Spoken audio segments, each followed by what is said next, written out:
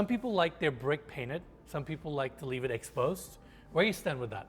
You know, I like both, but I would say the natural brick I like a little bit more. Like I lived in New York for a couple of years and all of the lofts with the natural brick walls, like the character and the stories that these walls have, like covering it with paint is necessary in some circumstances, like that house that we shot in La Jolla. Yes. That was done very, very well. But for this house, like the natural brick does it for me. I hear you.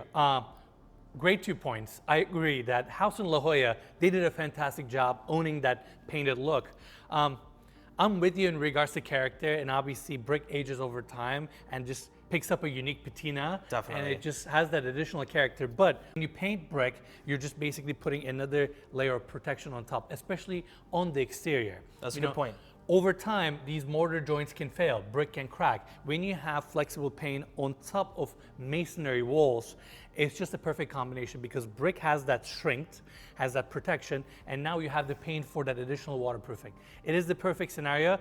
For me, it's case by case, right? Yeah. I like the look, but sometimes you gotta paint your brick to get that additional layer. Fair enough.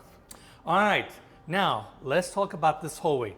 To my right, we have the powder bathroom. Let's go have a quick look. Another floating vanity, countertop space. I like this big reveal. And then you have the backsplash, wall mount fixture. This graph chrome fixture actually looks very elegant. Really like the handle. And I want to mention something. The other day I was at a restaurant and they had a faucet that was countertop mounted. And it was so low that when I was washing my hands, I was literally touching the sink.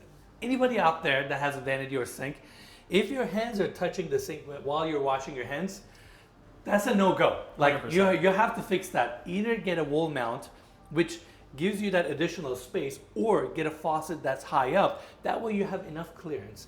I personally like wall mount because I like to leave my countertops nice and clean and you don't have to fabricate.